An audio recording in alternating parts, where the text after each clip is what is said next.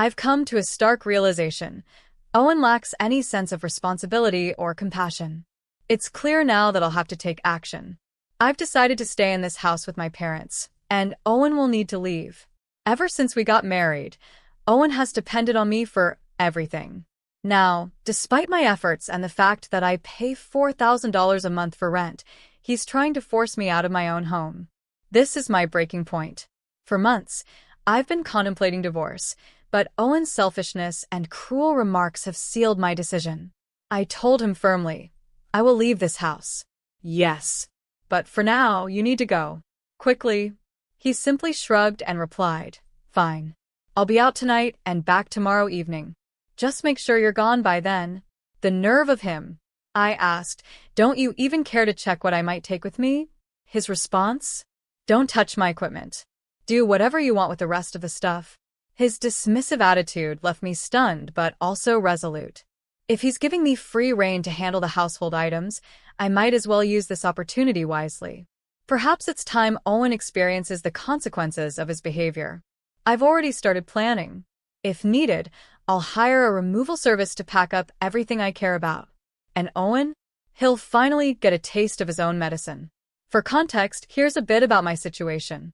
I'm Erica, and I'm 31 years old, a graduate from a prestigious program, and I work as a researcher at a well-known company. My career is stable, and my income is respectable for my age. With my earnings, I can afford to live in a luxurious apartment that costs $4,000 per month in rent. On paper, my life seems ideal. I have a good job, a nice home, and a family. Owen, my husband, and Sam, our son. To outsiders, it may appear that I have it all.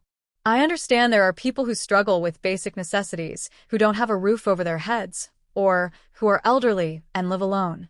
In many ways, I am fortunate, and I don't take that for granted. However, my life isn't as picture-perfect as it seems. The truth is, the $4,000 rent weighs heavily on our budget. Even with my decent salary, it's a substantial financial strain. What makes it worse is Owen's refusal to contribute meaningfully. If he had a proper job, we wouldn't have to struggle like this. But Owen, at 32 years old, is still chasing a dream of becoming a musician. I once admired his ambition. He was somewhat popular in his early days, performing at various events and live houses. But let's be real, entertaining a few hundred people here and there doesn't pay the bills. His income from part-time jobs is unstable, and his dream of making it big as a musician feels more like a fantasy now. Meanwhile, I'm left shouldering all the responsibility.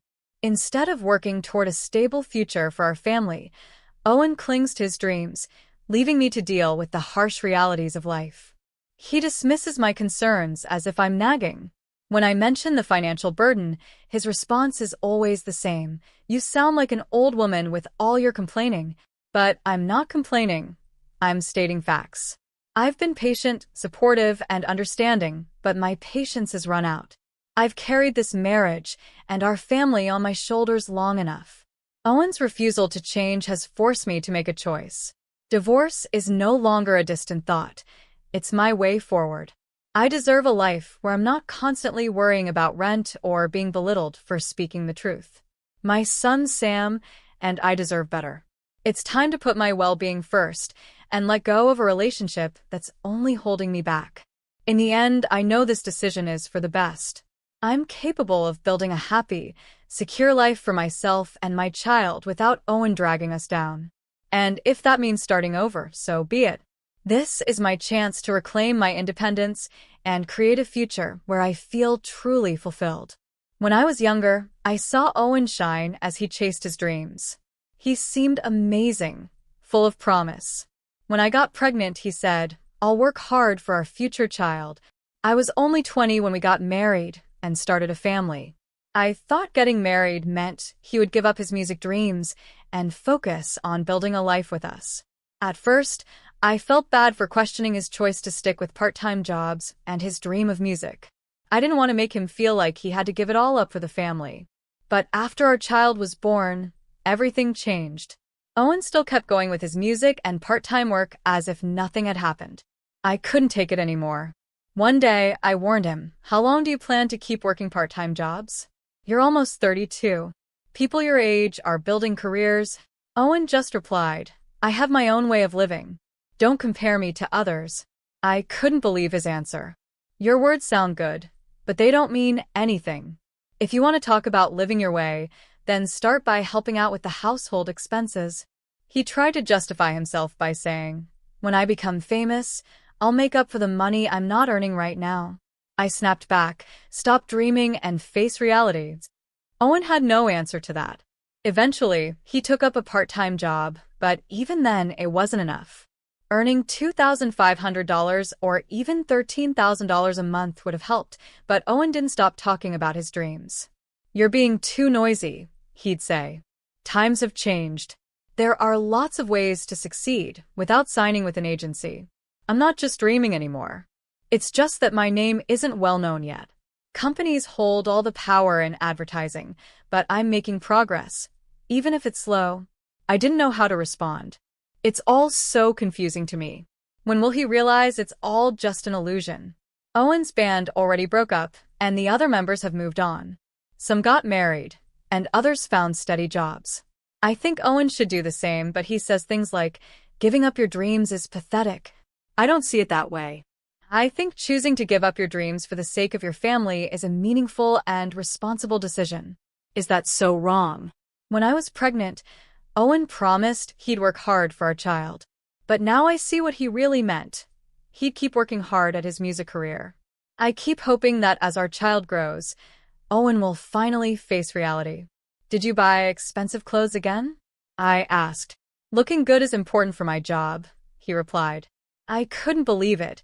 He hasn't made a single dollar from music yet, and here he is talking like he's a star. It's been 11 years since our child was born, and Owen is still working part-time.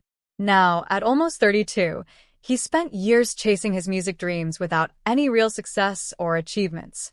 Instead of earning money, he spends more and more on expensive clothes and music equipment. I wish you'd spend less on those things and contribute a bit to the household, I told him. You can't satisfy hunger with pretense, he snapped back. These things are necessary for me. Because of his attitude, we argue a lot.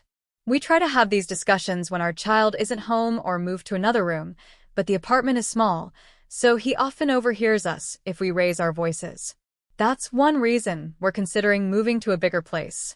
As our son, Sam, grows, this apartment will only feel more cramped. Hey, Sam's 11 now, and this place is getting too small. Should we move? I asked Owen. Yeah, he said. This was your house originally anyway, right? You lived here alone before we got married. Do you have a problem with that? I asked. It's not a problem, he replied. But I'd like to move to a bigger place, maybe a high-rise condo. That would be cool. And who's going to pay for it? I'll help with the household expenses. You handle the rent, and I'll cover the electricity, gas, and groceries. Please, I really want to live in a high-rise condo.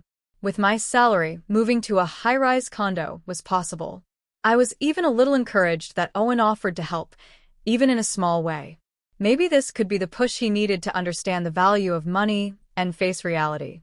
Okay, I said. I'll look for a place, but since I'm paying the rent, I get to choose where we live. Deal? Deal. As long as it's a high-rise condo, I'm fine with whatever you pick. I hoped this new chapter would bring some positive changes, but things didn't go as planned. A year after moving into the condo, Owen is still chasing his music dreams at 32, and he hasn't kept any of the promises he made when we moved. Hey, the gas bill came, I reminded him. Make sure you pay it before it's debited from my account.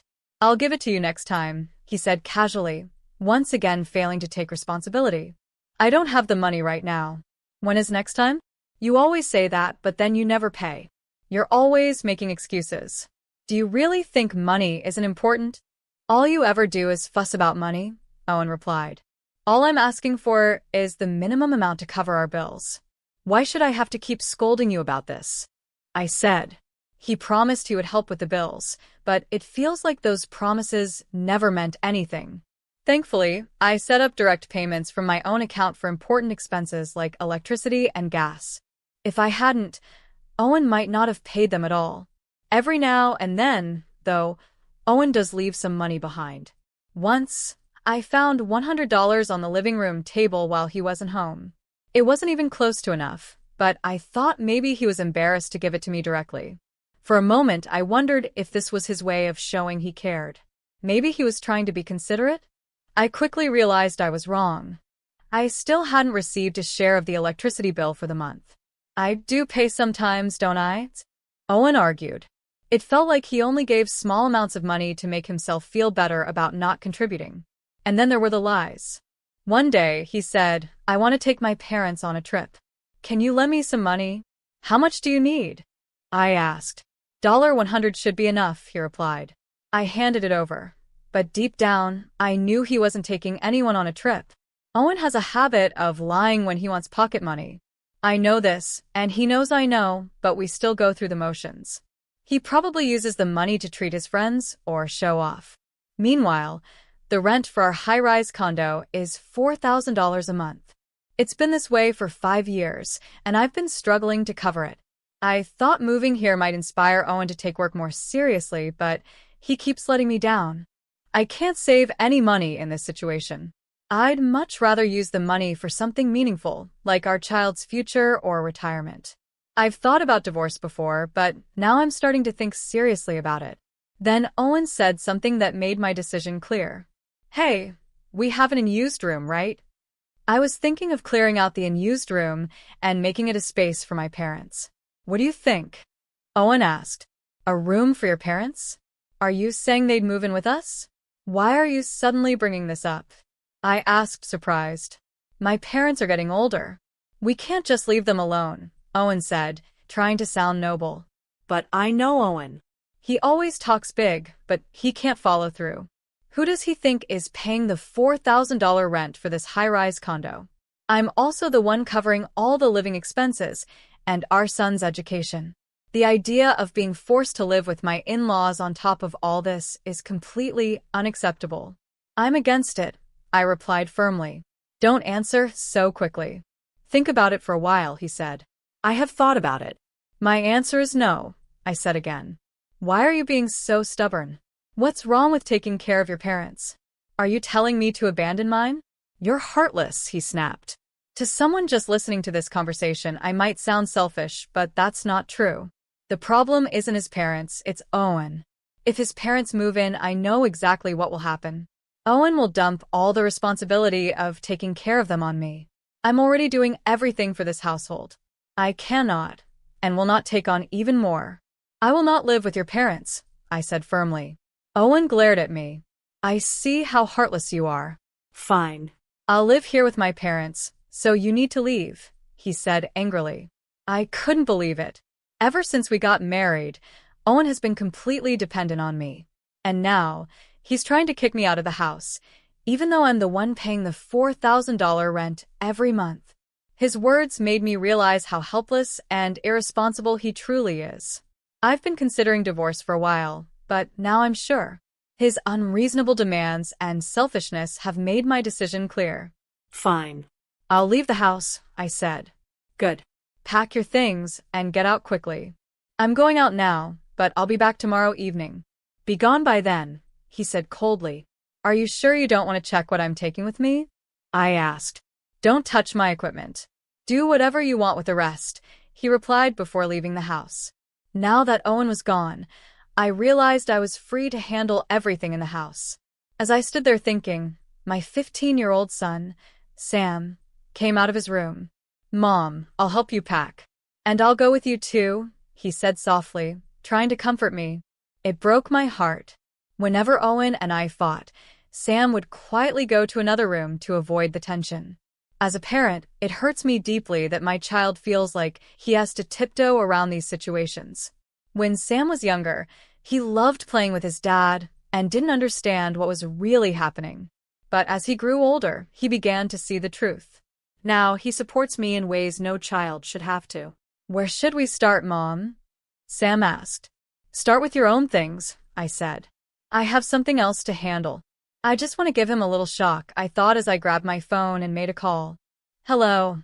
I'm sorry for the last-minute request, but could you help us tomorrow? After packing up what we needed, my son and I decided to stay in a business hotel for a while with just the essentials.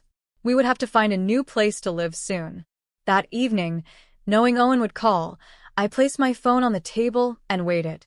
When it rang, Sam and I looked at each other, and I picked it up. "Hey, what's going on? What are you doing?" Owen shouted on the other end. "What do you mean? What's the problem?" I asked calmly. "All my clothes and equipment are here, but everything else is gone. Where are the tables? The fridge? Did you take them?" "No," I replied. "I called a junk removal service to get rid of everything. By now, it's probably already been burned." "Sam, are you there too?" Owen asked, sounding even more panicked. When Sam spoke up, Owen seemed completely caught off guard. He probably didn't expect Sam to still be around and was shocked to find the house nearly empty. "What do you mean everything's gone?" "The furniture and appliances, those are marital property," he said angrily. "You told me I could do whatever I wanted with everything except your equipment," I reminded him. "So I did just that. How am I supposed to live now?" Owen asked, his voice full of frustration. "If you need furniture, you can buy new ones. For now, maybe use your amp as a chair or wrap your guitar in a towel for a pillow," I replied with a hint of sarcasm. "That's not funny." How could you do something so nasty? He snapped. "We're getting a divorce," I said firmly. "Yes, I understand," Owen replied. He sounded like he expected me to be shaken by the mention of divorce. Maybe he thought this was just another argument that would eventually blow over. But I had already made up my mind. His words didn't scare me. They only made me feel more certain about my decision. In fact, I was almost relieved that he brought it up. "Really? You understand?"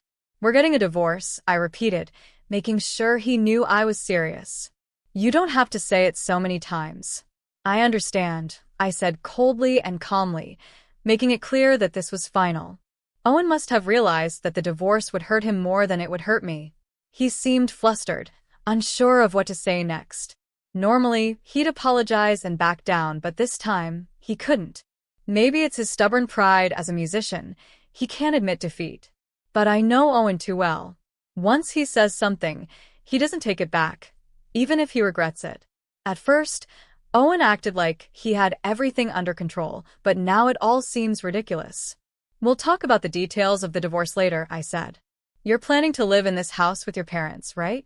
Should I go to the real estate agent first to update the contract?" Owen hesitated. "Yeah, but if the contract is changed to my name, the divorce can't be undone." "This is your chance to apologize," he said, his voice shaky. It felt like a weak, last-ditch attempt to stop what was happening. Maybe he thought my decision to get rid of the furniture and appliances was part of some master plan to force a divorce. But after 15 years of frustration, my feelings weren't going to change so easily. Deep down, I wished he would face the consequences a bit more. A few days later, Owen and I went to the real estate office to review the condo contract. I smoothly ended my part of the agreement. The process was quick and simple. But when Owen tried to sign a new contract, there was a big problem. "What?" "The rent is $4,500. Owen's face turned pale. When I first signed the contract for the high-rise condo, Owen left everything to me, choosing the property, negotiating, and signing the paperwork. He never even asked about the details, so he had no idea how expensive it was. "There's no way I can pay that rent, even if my parents help," Owen said in shock. Apparently, after I left, Owen planned to rely on his parents to share the cost of the rent. He assumed that between the three of them, they could manage it. But the actual rent was way more than he expected. Since his parents are retired and only have their pensions, and Owen is a part-time worker with an unstable income, it was clear they couldn't afford it. I had already seen this coming. "You've been paying this much every month?" Owen asked, stunned. "Yes," I replied. "I've been paying it the whole time. Because you don't work, we haven't been able to save anything. I can't handle a contract like this," Owen admitted. "Don't worry," I said calmly. "I don't think you can handle it either." "What do you mean?" Owen asked, looking confused. He seemed so overwhelmed that he didn't even understand the basic requirements for renting a property. I turned to the real estate agent. "Excuse me, Is it possible for someone with an irregular income of $2,500 per month to qualify for this contract if their parents cover the difference? The agent shook their head. No, that would be very difficult. The applicant needs to have a stable income to qualify. I looked at Owen. See? I told you it wouldn't work. You wouldn't be able to pass the screening. Owen sat there in silence, realizing for the first time just how far out of his depth he was. The real estate agent, hearing our conversation, probably realized we were about to separate. He gave a small, uneasy smile, but didn't say much. So, what do I do now? Owen asked.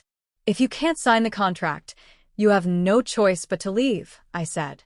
There's no other option since I've already canceled my part of the contract. Owen looked shocked. Wow, you've done something ridiculous again. Owen, who likes to call himself an artist, doesn't have much self-esteem, but he loves to show off. This situation must have been a huge embarrassment for him. With his low income, our pending divorce, and now being outsmarted by me in front of the agent, his face turned red and sweaty like he had just run a marathon in the middle of summer. Ignoring Owen, I continued speaking to the agent. Since the contract can't go through, we'll need to move out right away, correct? I'm sorry for the trouble, but we don't have much left in the house. It's mostly just clothes and music equipment. It shouldn't take long to clean up. Can you guide me on the procedures for moving out? Owen interrupted. You knew I didn't understand the rent or the conditions of the house, and you still went ahead with all of this. What do you mean? I asked if you wanted to review the contract, and you said you'd handle it yourself, I replied. Whether you knew about my income or not, I thought there might still be a way to make it work. Owen said, clearly frustrated. Don't be ridiculous, I said calmly. I'm not leaving, Owen insisted. If you don't leave, I'll have to call the police, I replied. I don't know all the legal details, but you could be sued for trespassing or refusing to vacate. And since this isn't my property anymore, the real estate agency or the owner might get involved. It could get messy if a company reports it. The agent looked increasingly uncomfortable as Owen stood there in silence. You don't want to embarrass yourself any further, do you?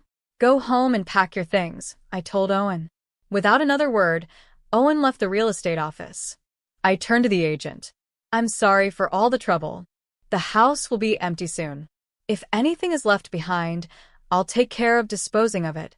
Later, when the agent and I went to the condo, it was already empty. To apologize for the awkward situation and any inconvenience caused, I brought some sweets to the real estate office. The process itself went smoothly, but I could tell the agent was still a bit confused by everything that had happened. I'm truly sorry about how things turned out, but this situation brought the dreamy musician back to reality. Now, he has no choice but to face the real world. After he left the house, our divorce was officially finalized. Since neither of us had much money, me spending most of mine on rent, and him barely earning anything, there was no argument over dividing assets. My son decided to stay with me. As for my ex-husband, he probably thought he could rely on his parents for support, but I had already closed that door. After being married for about 11 years, I reached out to my in-laws to inform them about the divorce and to say my goodbyes. I felt it was only right to keep them informed about the process. When my in-laws learned about all the things my ex-husband had done, they chose to step back and stop supporting him. They told him they wouldn't help him anymore until he found a stable job and became independent. Because of this, his plan to move in with his parents fell apart. Now over 32 years old, my ex-husband is finding it difficult to get a regular job after living so long as a freelancer. He continues to work freelance, but his income is still very low. He struggles to even pay rent for a small, cheap apartment. In this situation, continuing his music career is nearly impossible. This is the reality for my ex-husband, a man who achieved nothing. As for me, I've rented a new apartment where I now live with my son. Without my ex-husband, the rent is much lower, and I can use my money for more meaningful things.